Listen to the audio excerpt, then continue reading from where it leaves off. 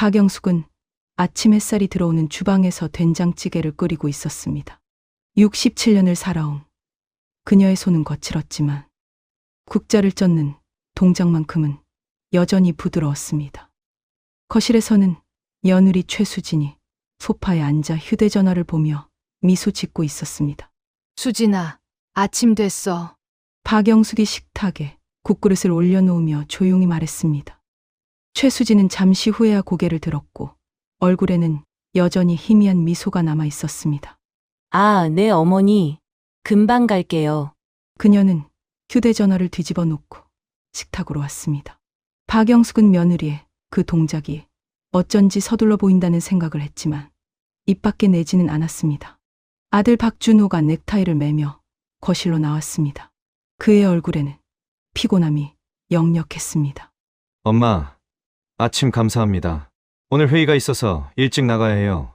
준호는 급히 밥 몇 숟가락을 떠먹고는 서류 가방을 챙겼습니다.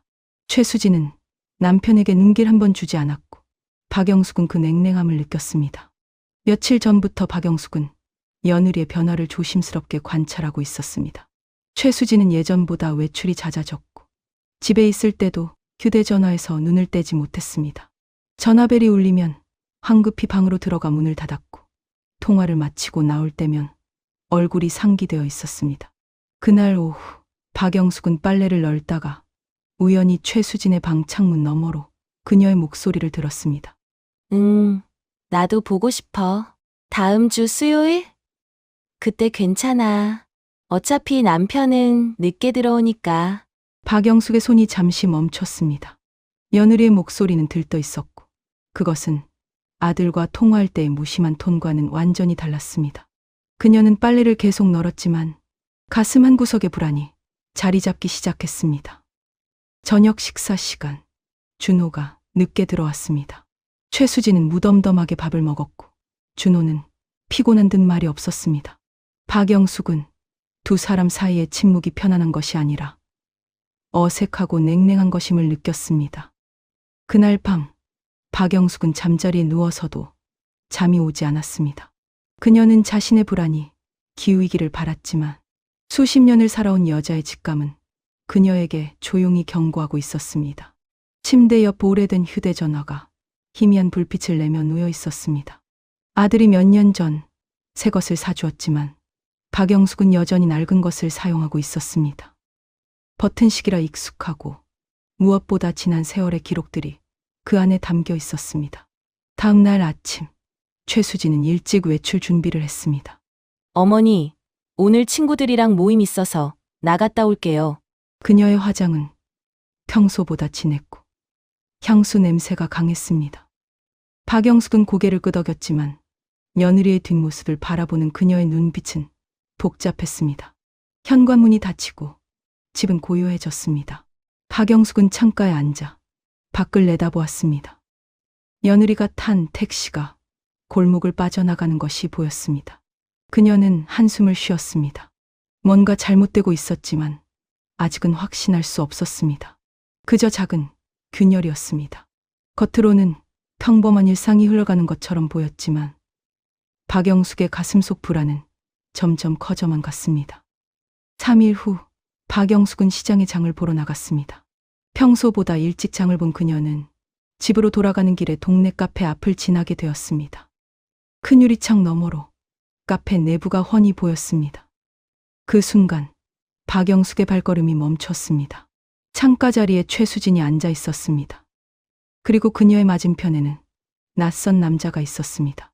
40대 초반으로 보이는 그 남자는 고급스러운 정장을 입고 있었고 최수진의 손을 잡고 있었습니다. 며느리는 고개를 살짝 숙이며 미소 짓고 있었고 그 표정은 박영숙이 한 번도 본 적 없는 것이었습니다. 행복해 보였습니다. 아니, 들떠 보였습니다. 박영숙은 장바구니를 꽉 움켜쥐었습니다. 가슴이 쿵쾅거렸습니다. 혹시 오해일 수도 있다는 생각과 함께 이것이 바로 자신이 느꼈던 불안의 실체라는 확신이 동시에 밀려왔습니다. 그녀는 서둘러 그 자리를 벗어났습니다. 집까지 가는 길이 평소보다 훨씬 멀게 느껴졌습니다. 집에 도착한 박영숙은 장바구니를 부엌에 내려놓고 소파에 주저앉았습니다. 어떻게 해야 할지 몰랐습니다. 아들에게 말해야 할까? 하지만 확실한 증거도 없이 며느리를 의심하는 것처럼 보이면 어쩌지? 그녀는 깊은 고민에 빠졌습니다. 저녁 무렵 최수진이 집에 돌아왔습니다. 그녀는 여전히 밝은 표정이었고 쇼핑백을 들고 있었습니다. 어머니, 다녀왔어요. 박영숙은 며느리를 바라보았습니다. 그녀의 입술에는 새로 바른 립스틱이 선명했고 머리도 새로 손질한 듯 보였습니다. 수진아, 박영숙은 조심스럽게 입을 열었습니다. 오늘 누구 만났니? 최수진의 표정이 순간 굳었습니다. 네? 친구들이요. 왜요? 아니, 그냥 혹시 다른 사람도 만났니? 최수진의 눈빛이 날카로워졌습니다. 무슨 말씀이세요? 제가 누굴 만났는데요. 박영숙은 최수진의 반응에 당황했습니다. 그녀는 더 이상 말을 잇지 못했습니다. 설마 저를 의심하시는 건 아니죠? 최수진의 목소리에는 서운함이 묻어났습니다. 아니, 서운함을 연기하고 있었습니다. 아니야, 그게 아니라 어머니, 저는 친구들 만나고 쇼핑하고 왔어요. 제가 뭘 잘못했다고 이렇게 추궁하세요? 저도 숨 좀 쉬고 살아야 하지 않나요? 최수진은 쇼핑백을 들고 방으로 들어가 버렸습니다. 문이 3개 닫혔고 박영숙은 거실에 홀로 남았습니다. 그날 밤 준호가 집에 돌아왔습니다. 최수진은 남편에게 다가가 울먹이는 목소리로 말했습니다. 여보, 어머니가 나를 자꾸 의심해. 내가 뭘 잘못했어? 준호는 피곤한 얼굴로 어머니를 바라보았습니다. 엄마, 무슨 일이에요? 박영숙은 말문이 막혔습니다. 카페에서 본 장면을 말하자니 며느리가 연기하는 피해자의 모습 앞에서 자신이 오히려 가해자처럼 보일 것 같았습니다. 아니다, 오해였어. 그날 이후 최수진의 태도는 완전히 변했습니다. 아침 인사도 건성으로 했고 박영숙이 말을 걸어도 네, 아니요로만 짧게 대답했습니다. 그녀는 시어머니를 대놓고 무시하기 시작했습니다. 어느 날 아침 박영숙이 설거지를 하고 있을 때 최수진이 거실에서 전화통화를 하는 소리가 들렸습니다. 시어머니가 요즘 나한테 너무 심해. 맨날 의심하고 감시하고. 진짜 숨 막혀 죽겠어. 박영숙의 손이 멈췄습니다. 며느리는 자신을 가해자로 만들고 있었습니다. 준호는 아내와 어머니 사이에서 점점 더 혼란스러워했습니다. 그는 직장일로 바빴고 집안의 미묘한 갈등을 감지하면서도 외면하고 싶어 했습니다. 박영숙은 점점 더 고립되어 갔습니다. 자신이 본 것이 분명한데 그것을 말할 수 없었습니다. 며느리는 교묘하게 피해자 행세를 하고 있었고 아들은 그것을 믿는 듯 했습니다. 그녀는 밤마다 잠 못 이루며 천장을 바라보았습니다. 이 상황을 어떻게 해결해야 할지, 아들에게 어떻게 진실을 알려야 할지 막막했습니다. 다음 주가 되었습니다. 박영숙은 최수진 일정을 조용히 관찰하기로 결심했습니다. 이것이 옳은 일인지 확신할 수 없었지만 아들을 위해서라도 진실을 알아야 했습니다. 수요일 오후 최수진은 또다시 외출 준비를 했습니다. 그녀는 짙은 화장을 하고 평소 입지 않던 원피스를 입고 있었습니다. 최수진이 집을 나선 지 30분 후 박영숙도 외출복을 챙겨 입었습니다. 그녀는 며느리가 자주 가는 백화점 방향으로 향했습니다. 가슴이 두근거렸고 자신이 하는 행동이 떳떳하지 못하다는 생각이 들었지만 멈출 수 없었습니다. 백화점 주차장에 도착했을 때 박영숙은 최수진의 차를 발견했습니다. 하지만 며느리는 백화점 안으로 들어가지 않고 주차장 입구에서 누군가를 기다리고 있었습니다. 잠시 후 검은색 고급 세단이 들어왔습니다. 그 차에서 내린 사람은 카페에서 봤던 그 남자였습니다. 최수진은 그에게 달려가 팔짱을 끼웠고 두 사람은 함께 차에 올라탔습니다. 차는 백화점을 빠져나가 다른 방향으로 향했습니다. 박영숙은 택시를 잡아 타고 그 차를 따라갔습니다. 택시 기사가 이상하게 쳐다봤지만 그녀는 신경 쓸 여유가 없었습니다. 차는 도심을 벗어나 한적한 주택가로 향했습니다. 그리고 한 모텔 앞에 멈춰 섰습니다. 최수진과 남자는 자연스럽게 모텔 안으로 들어갔습니다. 박영숙은 택시 안에서 그 장면을 지켜보았습니다. 더 이상 의심의 여지가 없었습니다. 그녀의 눈에서 눈물이 흘러내렸습니다. 며느리를 향한 배신감보다 아들이 받을 상처가 먼저 떠올랐습니다. 집으로 돌아온 박영숙은 소파에 주저앉았습니다. 손이 떨렸습니다. 저녁 무렵 최수진이 집에 돌아왔습니다. 그녀는 쇼핑백도 없이 빈손이었지만 표정은 밝았습니다. 어머니, 저 왔어요. 박영숙은 며느리를 바라보았습니다. 최수진은 아무렇지 않게 방으로 들어갔습니다. 박영숙은 그녀의 뒷모습을 보며 치미는 분노를 억눌렀습니다. 그날 밤 준호가 퇴근했습니다. 박영숙은 아들을 거실로 불렀습니다. 준호야, 엄마가 할 말이 있어. 준호는 피곤한 얼굴로 소파에 앉았습니다. 엄마, 무슨 일이에요? 박영숙은 깊은 숨을 들이쉬었습니다. 수진이가 다른 남자를 만나고 있어. 준호의 표정이 굳었습니다. 무슨 말씀이세요? 엄마가 오늘 직접 봤어. 수진이가 모텔에 어떤 남자랑. 준호는 고개를 저었습니다. 엄마, 그건 오해일 거예요. 수진이가 그럴 리 없어요. 준호야, 엄마가 거짓말을 왜 해? 엄마가 직접 눈으로. 엄마! 준호의 목소리가 높아졌습니다.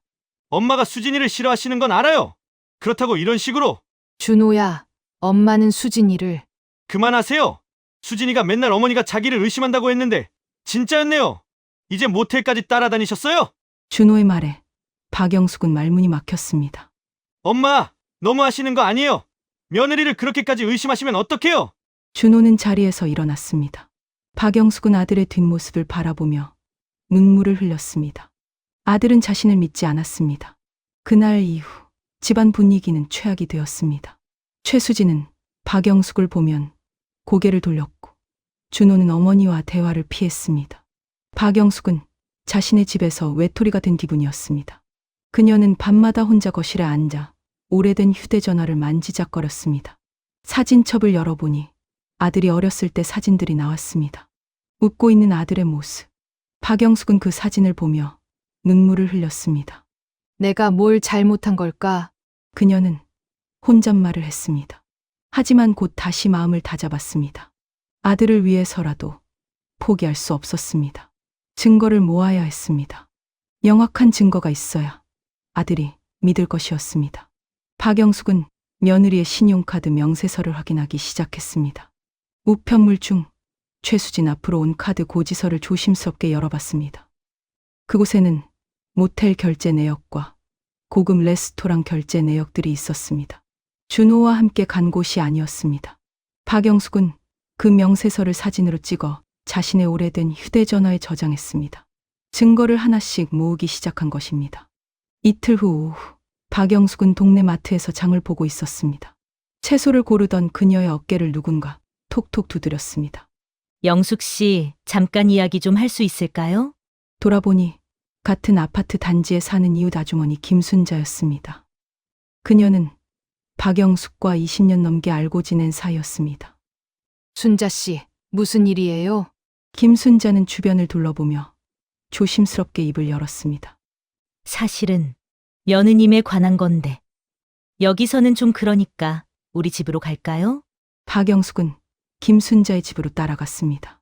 두 사람은 거실 소파에 마주 앉았고 김순자는 커피를 내왔습니다.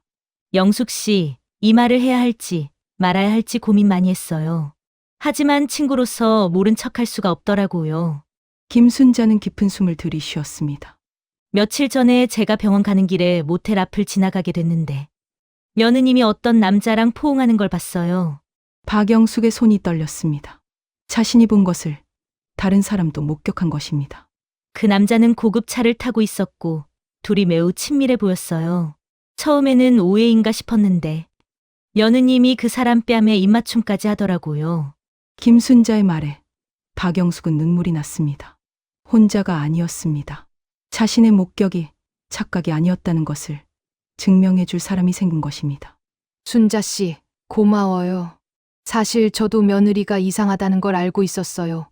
그런데 아들이 제 말을 믿지 않아서.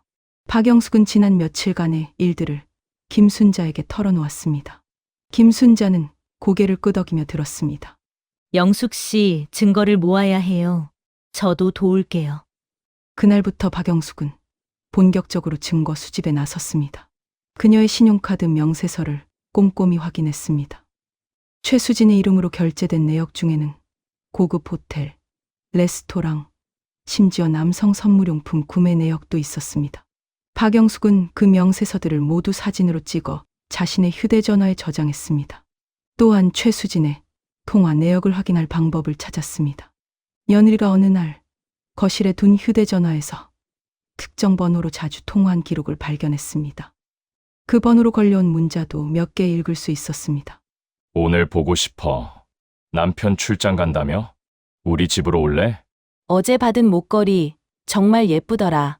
당신 센스 최고야. 박영숙은 그 문자들을 사진으로 찍었습니다. 증거가 하나씩 쌓여갔습니다. 그러나 최수진도 박영숙의 움직임을 눈치채기 시작했습니다. 어느 날 최수진은 박영숙이 자신의 신용카드 명세서를 본 것을 알아챘습니다. 어머니, 제 우편물을 왜 뜯어보세요? 최수진의 목소리는 차가웠습니다. 아니, 그게 아니라 이건 명백한 사생활 침해예요. 제가 뭘 사든 어디를 가든 제 자유 아닌가요? 최수진은 방으로 들어가 노트북을 켰습니다. 그리고 SNS에 글을 올리기 시작했습니다. 시댁에서의 삶이 점점 힘들어집니다. 제 사생활은 존중받지 못하고 모든 행동이 감시당하는 기분입니다. 숨쉬기조차 힘든 나날들. 그 글에는 금세 댓글들이 달렸습니다. 고부 갈등 정말 힘들죠. 힘내세요. 시어머니가 그렇게 간섭하면 안 되는 거죠. 당신 잘못 아니에요. 시댁이 문제예요. 최수진은 그 댓글들을 보며 미소 지었습니다. 여론을 자기 편으로 만들기 시작한 것입니다. 박영숙은 며느리가 SNS에 올린 글을 우연히 보게 되었습니다. 그녀는 충격을 받았습니다. 진실은 정반대인데 며느리는 자신을 피해자로 포장하고 있었습니다. 그날 밤 박영숙은 김순자에게 전화했습니다. 순자 씨, 며느리가 SNS에 저를 나쁜 사람으로 만들고 있어요. 영숙 씨, 지금 여론전이 시작된 거예요. 우리도 더 확실한 증거를 모아야 해요. 김순자는 자신이 아는 사람들에게 최수진에 대해 물어보기로 했습니다. 그리고 며칠 후 중요한 정보를 얻었습니다. 영숙 씨, 며느님이 불륜 상대로 만나는 남자가 강민수라는 사람인 것 같아요. 기혼자이고 사업가래요. 동네 사람들도 몇 번 본 적 있다고 하더라고요. 박영숙은 그의 이름을 메모했습니다. 조금씩 퍼즐이 맞춰지고 있었습니다. 하지만 최수진의 SNS 활동은 점점 더 공격적이 되어갔고 박영숙을 향한 암시성 비난도 강해졌습니다. 시간이 흐를수록 박영숙은 조바심이 났습니다. 증거를 모으는 것도 중요하지만 며느리의 여론전이 먼저 완성되면 모든 게 수포로 돌아갈 것 같았습니다. 3주가 지났습니다. 박영숙은 충분한 증거를 모았다고 판단했습니다. 신용카드 명세서, 호텔 영수증, 문자 메시지, 사진 그리고 김순자를 포함한 여러 유세 목격 증언까지. 이제 아들에게 보여줄 때가 왔습니다. 그날 저녁 준호가 퇴근했을 때 박영숙은 그를 조용히 자신의 방으로 불렀습니다. 최수진은 친구를 만난다며 외출한 상태였습니다. 준호야, 이제 정말로 봐야 해. 박영숙은 떨리는 손으로 준비해둔 서류 봉투를 아들에게 건넸습니다. 준호는 의아한 표정으로 봉투를 열었습니다. 안에는 신용카드 명세서 사본들, 호텔 영수증 사진들, 그리고 최수진과 강민수의 친밀한 모습이 담긴 사진들이 있었습니다. 김순자가 몰래 찍어준 사진도 포함되어 있었습니다. 준호의 얼굴이 점점 창백해졌습니다. 그는 한 장 한 장 서류를 넘기며 믿을 수 없다는 표정을 지었습니다. 이게 대체 준호의 목소리가 떨렸습니다. 엄마가 거짓말하지 않았어. 준호야, 수진이는 네가 아닌 다른 남자를 만나고 있었어. 2년 넘게. 준호는 소파에 주저앉았습니다. 손에 든 사진들이 바닥에 흩어졌습니다. 그는 두 손으로 얼굴을 감쌌습니다. 박영숙은 아들의 어깨를 안았습니다.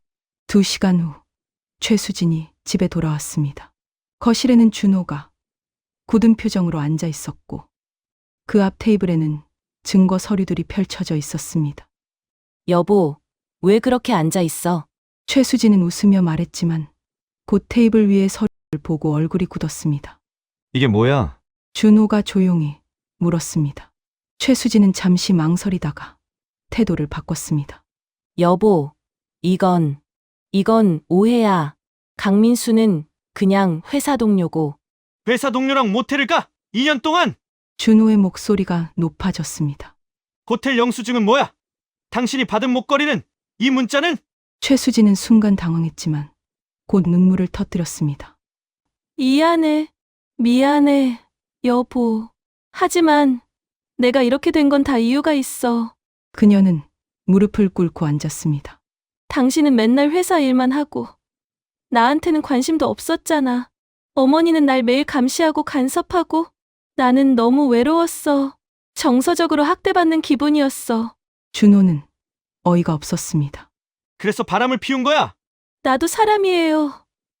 나도 사랑받고 싶었어요. 이 집에서는 숨도 못 쉬겠는데.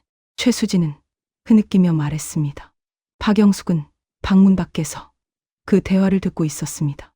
며느리는 끝까지 자신을 피해자로 만들고 있었습니다. 다음 날 준호는 최수진에게 이혼을 요구했습니다. 최수진은 방에 들어가 문을 잠갔습니다. 그리고 몇 시간 후 그녀는 SNS에 장문의 글을 올렸습니다. 저는 오늘 이혼 통보를 받았습니다.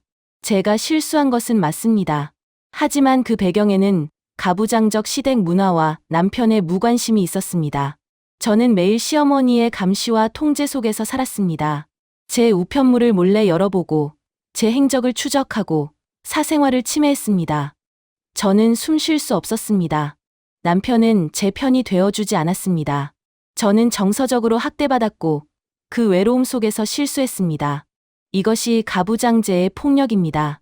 며느리는 인간이 아닙니까? 저도 사랑받을 권리가 있습니다. 그 글에는 수백 개의 댓글이 달렸습니다. 시댁이 너무 심했네요. 당신 잘못만은 아니에요. 가부장적 문화가 문제죠. 며느리를 사람 취급도 안 하잖아요. 실수는 했지만 그럴 수밖에 없었던 환경이 있었네요. 시어머니가 사생활 침해한 건 불법 아닌가요? 최수진의 글은 온라인 커뮤니티에 퍼져나갔습니다. 여성인권을 주장하는 사람들이 그 글을 공유했고 일부 언론에서도 관심을 보이기 시작했습니다. 박영숙은 그 댓글들을 보며 절망했습니다. 자신은 아들을 위해 진실을 밝혔을 뿐인데 세상은 자신을 악덕 시어머니로 낙인 찍고 있었습니다. 준호도 직장에서 동료들의 눈치를 보기 시작했습니다. 누군가 최수진의 SNS 글을 발견하고 사내에 퍼뜨렸던 것입니다. 준호 씨, 부인이 SNS에 글 올린 거 봤어요? 진짜예요? 준호는 대답할 수 없었습니다. 회사에서도 그는 점점 고립되어 갔습니다. 일주일이 지났습니다. 최수진의 SNS 게시물은 계속해서 퍼져나갔습니다. 그녀는 매일같이 새로운 글을 올렸습니다. 시댁에서 5년간 받은 정서적 학대의 기록, 가부장제가 여성을 어떻게 파괴하는가, 며느리로 살아간다는 것의 고통. 각 게시물마다 수백, 수천 개의 공감 댓글이 달렸습니다. 최수진은 피해자의 아이콘이 되어가고 있었습니다. 그리고 마침내 한 온라인 커뮤니티에서 박영숙의 신상이 공개되었습니다. 이름, 나이, 주소까지 모두 노출되었습니다. 이 악덕 시어머니가 며느리를 괴롭힌 장본인입니다. 이런 사람은 사회적 응징을 받아야 합니다. 곧이어 박영숙의 집으로 항해 전화가 쏟아지기 시작했습니다. 당신 같은 사람은 시어머니 자격이 없어요. 어떻게 며느리를 그렇게 괴롭힐 수 있어요? 당신이 며느리를 바람나게 만든 거예요. 박영숙은 전화를 받을 수도 없었습니다. 집 밖으로 나가면 아파트 주민들이 수근거렸습니다. 그녀를 피해 다니는 사람들도 있었습니다. 장을 보러 마트에 갔을 때 한 젊은 여성이 박영숙에게 다가왔습니다. 당신이 그 악덕 시어머니예요. 며느리 인생 망친 사람? 박영숙은 아무 말도 할 수 없었습니다. 주변 사람들이 쳐다봤고 그녀는 장바구니를 두고 황급히 마트를 빠져나왔습니다. 집으로 돌아온 박영숙은 소파에 주저앉아 울었습니다. 진실을 알고 있는데 세상은 그녀를 악인으로 몰아가고 있었습니다. 준호의 상황도 마찬가지였습니다. 회사에서는 동료들이 그를 피하기 시작했습니다. 어느 날 상사가 그를 불렀습니다. 준호 씨, 요즘 회사 이미지에 안 좋은 영향을 주고 있어요. 당분간 재택근무로 전환하는 게 어떨까요? 준호는 사실상 회사에서 쫓겨난 것이었습니다. 그는 집으로 돌아와 어머니에게 그 사실을 말했습니다. 엄마, 제가 회사에서 박영숙은 아들을 안았습니다. 미안해. 준호야. 엄마 때문에. 아니에요. 엄마 잘못이 아니에요. 하지만 두 사람 모두 지쳐 있었습니다. 그 사이 최수진은 여성인권단체의 지지를 받기 시작했습니다. 한 단체에서는 그녀를 인터뷰하기로 했고 그 인터뷰는 유튜브에 올라갔습니다. 영상 속 최수진은 눈물을 흘리며 말했습니다. 저는 시댁에서 5년간 감시당했습니다. 제 우편물은 몰래 열어봤고 제 행적은 추적당했습니다. 남편은 저를 보호해주지 않았습니다. 저는 정서적으로 너무 외로웠고 그래서 실수했습니다. 하지만 그 실수의 책임을 저 혼자 지는 것은 불공평합니다. 인터뷰어는 고개를 끄덕이며 공감했습니다. 그렇죠. 가부장적 문화가 당신을 그렇게 만든 거죠. 그 영상은 조회수 10만을 넘었고 댓글에는 최수진을 응원하는 글들이 가득했습니다. 일부 언론에서도 이 사건을 다루기 시작했습니다. 가부장제의 희생양, 한 여성의 고백, 시댁 갈등이 불륜으로 이어진 사연, 며느리도 사람이다, 그녀의 외치. 기사들은 최수진에게 우호적이었고 박영숙은 기사 속에서 익명의 악덕 시어머니로만 표현되었습니다. 박영숙은 집 밖을 나갈 수조차 없게 되었습니다. 아파트 입구에는 그녀를 비난하는 대자보까지 붙었습니다. 이 아파트에 악덕 시어머니가 살고 있습니다. 어느 날 밤 박영숙은 준호와 마주 앉아 말했습니다. 준호야. 엄마가 잘못 생각한 건가? 준호는 고개를 저었습니다. 아니에요. 엄마는 진실을 말했을 뿐이에요. 하지만 세상은 엄마를 나쁜 사람으로 보고 있어. 너까지 힘들게 하고. 박영숙의 눈에서 눈물이 흘렀습니다. 엄마, 포기하지 마세요. 진실은 언젠가 밝혀질 거예요. 하지만 두 사람 모두 희망을 잃어가고 있었습니다. 최수진의 여론전은 압도적인 승리를 거두고 있었고 박영숙과 준호는 완전히 고립되었습니다. 박영숙은 밤마다 잠들지 못하고 천장을 바라보았습니다. 진실이 뭔지 알고 있는데 그 진실을 증명할 방법이 없었습니다. 증거는 있었지만 여론은 이미 최수진 편이었습니다. 이대로 끝나는 건가? 박영숙은 절망적인 혼잣말을 했습니다. 그녀는 오래된 휴대전화를 꺼내 들었습니다. 그 안에 저장된 증거 사진들을 보며 한숨을 쉬었습니다. 그때 화면을 넘기던 그녀의 손이 멈췄습니다. 사진첩 깊숙한 곳에 오래전 사진이 하나 보였습니다. 3년 전 가족 모임에서 찍은 사진이었습니다. 그 사진 속에는 최수진이 있었고 그 옆에 강민수가 있었습니다. 박영숙은 그 사진을 자세히 들여다보았습니다. 두 사람은 이미 그때부터 친밀한 듯 보였습니다. 이것은 단순한 우연의 만남이 아니었습니다. 계획된 관계였습니다. 박영숙의 눈에 기미한 빛이 돌아왔습니다. 아직 끝나지 않았습니다. 이 사진이 실마리가 될 수 있었습니다. 다음 날 아침, 박영숙은 준호를 불렀습니다. 준호야. 이것 좀 봐. 그녀는 오래된 휴대전화를 준호에게 건넸습니다. 화면에는 3년 전 가족 모임 사진이 떠 있었습니다. 최수진과 강민수가 함께 있는 사진이었습니다. 이게 3년 전 우리 회사 창립 기념일 파티였어요. 그때 수진이가 같이 갔었는데. 준호는 사진을 자세히 들여다보았습니다. 그럼 강민수도 그 파티에 있었다는 거네요. 수진이는 그때 강민수를 처음 만났다고 했었는데. 박영숙은 고개를 끄덕였습니다. 거짓말이었어. 둘은 훨씬 오래전부터 알고 지낸 거야. 준호는 자신의 휴대전화를 꺼내 3년 전 파티 관련 자료들을 찾기 시작했습니다. 회사 행사였기에 공식 사진들이 많이 남아 있었습니다. 그 사진들 속에서 최수진과 강민수는 여러 번 프레임에 함께 잡혀 있었습니다. 엄마, 이거 결정적인 증거예요. 수진이가 우연히 외로워서 실수했다는 게 거짓말이라는 증거죠. 박영숙과 준호는 김순자에게 연락했습니다. 김순자는 동네 지인들을 통해 강민수에 대한 정보를 더 수집했습니다. 강민수는 기혼자였고 아내와 두 자녀가 있었습니다. 그리고 과거에도 여러 여성들과 문제를 일으킨 전력이 있었습니다. 김순자는 강민수의 전 직장 동료를 수소문해 연락했습니다. 그 동료는 중요한 정보를 제공했습니다. 강민수는 원래 유부녀들을 타깃으로 하는 사람이었어요. 그리고 최수진 씨도 예전부터 기혼 남성들과 관계를 맺어온 걸로 알고 있어요. 더 놀라운 사실도 밝혀졌습니다. 최수진이 결혼 전에도 유부남과 교제한 전력이 있었고 그 일로 이전 직장에서 문제가 되어 사직했던 것입니다. 박영숙과 준호는 이 모든 정보를 정리했습니다. 그리고 변호사를 찾아갔습니다. 변호사는 자료들을 검토하며 고개를 끄덕였습니다. 이 정도면 충분합니다. 최수진 씨의 주장이 거짓이라는 것을 증명할 수 있어요. 그런데 변호사님, 이미 여론이 완전히 저희 반대편인데. 준호가 걱정스럽게 말했습니다. 그래서 더 확실하게 해야 합니다. 기자회견을 여는 게 어떨까요? 변호사의 제안에 박영숙은 망설였습니다. 제가 앞에 나서야 하나요? 아니요. 제가 대신하겠습니다. 준호 씨가 옆에서 함께 해주시면 됩니다.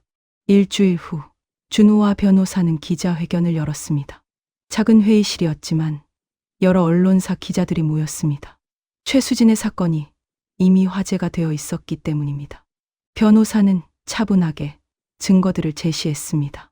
최수진 씨는 자신이 시댁의 학대와 남편의 무관심 때문에 불륜을 저질렀다고 주장했습니다.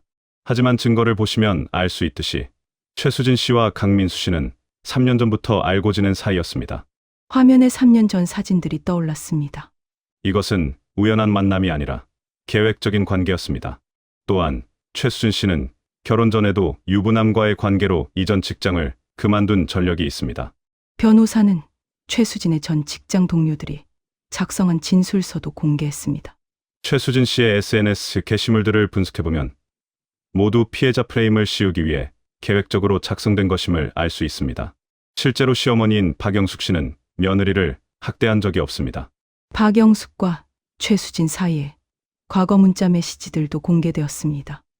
그 메시지들 속에서 박영숙은 며느리를 배려하고 존중하는 시어머니였습니다.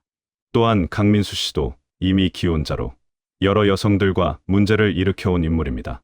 최수진 씨는 이 모든 것을 알면서도 관계를 지속했습니다. 기자회견이 끝난 후 언론의 반응이 조금씩 바뀌기 시작했습니다. 불륜 며느리, 계획적 관계였다. 시댁학대 주장, 거짓으로 드러나.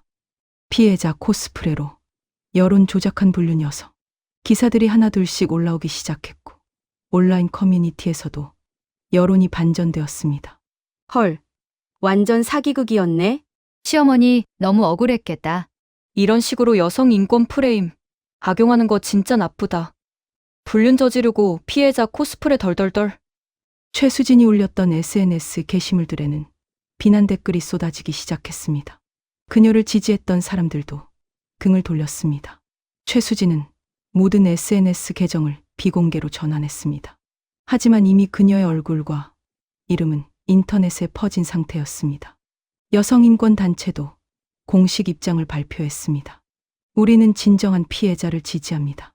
하지만 거짓 피해를 주장하며 여성인권 프레임을 악용하는 것은 결코 용납할 수 없습니다. 박영숙은 집에서 뉴스를 보며 눈물을 흘렸습니다. 진실이 밝혀지고 있었습니다. 준호는 어머니 옆에 앉아 손을 잡았습니다. 엄마, 이제 끝이 보여요. 박영숙은 아들을 바라보며 미소 지었습니다. 오랜만에 짓는 진짜 미소였습니다. 한 달이 지났습니다. 최수진은 이혼 조정에 응했습니다. 그녀의 변호사도 더 이상 피해자 프레임을 주장할 수 없었습니다. 증거가 너무나 명확했기 때문입니다. 이혼 조정 당일 법원 회의실에서 최수진은 고개를 들지 못했습니다. 그녀 옆에는 변호사만 앉아 있었고 강민수는 이미 그녀를 떠난 상태였습니다. 재산 분할은 없습니다. 위자료도 청구하지 않겠습니다. 최수진의 변호사가 조용히 말했습니다. 최수진은 모든 것을 잃었습니다. 여론의 지지, 돈, 그리고 명예까지. 조정이 끝나고 최수진은 짐을 꾸려 집을 떠났습니다. 박영숙은 창가에서 그 모습을 지켜보았습니다. 복수심이나 승리감보다는 안도감이 먼저 들었습니다. 이혼이 확정된 후 박영숙은 악플을 달았던 사람들에 대한 법적 대응을 시작했습니다. 변호사는 특히 악의적이었던 몇몇 사람들을 고소했습니다. 박영숙 씨, 이런 사이버 불링은 절대 용납되어서는 안 됩니다. 선례를 만들어야 합니다. 법원은 악플러들에게 벌금형과 손해배상 판결을 내렸습니다. 그들 중 일부는 박영숙에게 직접 사과의 편지를 보냈습니다. 제가 사실 확인도 하지 않고 섣불리 판단했습니다. 정말 죄송합니다. 박영숙은 그 편지들을 읽으며 복잡한 감정을 느꼈습니다. 분노보다는 사람들이 얼마나 쉽게 한쪽의 이야기만 듣고 판단하는지에 대한 안타까움이 더 컸습니다. 준호는 회사로 복귀했습니다. 상사는 그에게 사과했습니다. 준호는 담담하게 받아들였습니다. 그는 이 일을 통해 많은 것을 배웠습니다. 특히 어머니에 대해서. 어느 저녁, 준호는 어머니와 함께 조용한 식사를 했습니다. 최수진이 떠난 후 처음으로 평온한 저녁 시간이었습니다. 제가 어머니를 믿지 못해서 정말 죄송합니다. 준호는 고개를 숙이며 말했습니다. 괜찮아. 준호야. 네가 수진이를 사랑했으니까 그럴 수 있어. 아니에요. 저는 어머니를 의심했어요. 어머니가 며느리를 싫어해서 거짓말한다고 생각했어요. 준호의 눈에서 눈물이 흘렀습니다. 어머니는 평생 저만 바라보고 사셨잖아요. 아버지 돌아가시고 혼자 저를 키우시느라 얼마나 힘드셨어요. 그런데 저는 박영숙은 아들의 손을 잡았습니다. 준호야. 이제 다 지나간 일이야. 네가 깨달은 것만으로도 엄마는 충분해. 준호는 어머니를 안았습니다. 두 사람은 오랫동안 그렇게 서로를 위로했습니다. 며칠 후 박영숙은 이웃 김순자와 함께 차를 마셨습니다. 영숙 씨, 정말 고생 많았어요. 순자 씨 덕분에 이겨낼 수 있었어요.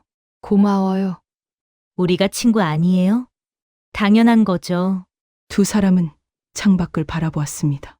가을 햇살이 따뜻했습니다. 근데 영숙 씨, 그 오래된 휴대전화 진짜 대단하더라. 그 안에 모든 증거가 다 있었잖아요. 김순자의 말에 박영숙은 미소 지었습니다. 사람들이 이걸 낡았다고 바꾸래. 근데 오래된 게 더 소중한 것들을 담고 있더라고. 박영숙은 가방에서 오래된 휴대전화를 꺼냈습니다. 그 휴대전화는 3년 전 사진부터 최근의 증거 사진까지 진실을 담고 있었습니다. 때론 낡은 것이 더 진실을 담고 있어. 박영숙은 혼잣말처럼 중얼거렸습니다. 그날 밤 박영숙은 오랜만에 편안하게 잠들었습니다. 악몽 같았던 시간이 지나갔습니다. 상처는 남아있었지만 진실이 밝혀졌다는 것만으로도 위로가 되었습니다. 다음 날 아침, 창밖으로는 따뜻한 아침 햇살이 들어왔습니다. 식사를 마친 후 박영숙은 거실 창가에 앉았습니다. 아래 아파트 단지에서는 사람들이 평범하게 일상을 살아가고 있었습니다. 그녀를 수근거리던 사람들도 이제는 예전처럼 인사를 건넸습니다. 준호가 출근 준비를 하며 말했습니다. 엄마, 저녁에 외식할까요? 오랜만에. 그래, 좋지. 현관문이 닫히고 박영숙은 혼자 남았습니다. 하지만 더 이상 외롭지 않았습니다. 진실이 승리했고 아들과의 관계도 회복되었습니다. 그녀는 오래된 휴대전화를 손에 들고 사진첩을 넘겼습니다. 아들의 어린 시절 사진, 가족 모임 사진, 그리고 이번 사건의 결정적 증거가 되었던 3년 전 사진까지. 그리고 휴대전화를 소중히 서랍에 넣었습니다. 저녁이 되었습니다. 준호가 퇴근하고 두 사람은 약속대로 외식을 했습니다. 작은 한식당이었지만 음식은 정갈하고 맛있었습니다. 엄마, 이제 우리 둘이서 천천히 살아가요. 그래, 준호야. 서두를 것 없어. 두 사람은 마주보며 미소 지었습니다. 폭풍 같은 시간을 지나 이제 평온이 찾아왔습니다. 식사를 마치고 집으로 돌아오는 길. 박영숙은 하늘을 올려다보았습니다. 별들이 총총히 빛나고 있었습니다. 박영숙은 아들의 손을 꽉 잡았습니다. 그리고 두 사람은 함께 집으로 걸어갔습니다. 이제 이 집은 다시 평온한 집이 되었습니다. 거짓과 배신이 아닌 진실과 사랑이 있는 집으로. 박영숙은 거실 소파에 앉아 오래된 휴대전화를 마지막으로 한 번 더 바라보았습니다. 그것은 단순한 기계가 아니었습니다. 진실을 지켜내 증인이었습니다. 때론 가장 오래된 것이 가장 소중한 것을 지키지. 박영숙은 만족스러운 미소를 지으며 휴대전화를 제자리에 놓았습니다. 아들이 끓여준 차를 마시며 창밖의 밤하늘을 바라보았습니다. 긴 싸움이 끝났습니다. 명예가 회복되었습니다. 무엇보다 아들과의 관계가 회복되었습니다. 그것으로 충분했습니다. 박영숙의 얼굴에는 평온함이 자리 잡았습니다. 앞으로도 살아가야 할 날들이 많았지만 이제는 두렵지 않았습니다. 진실은 승리했고 그녀는 혼자가 아니었으니까요.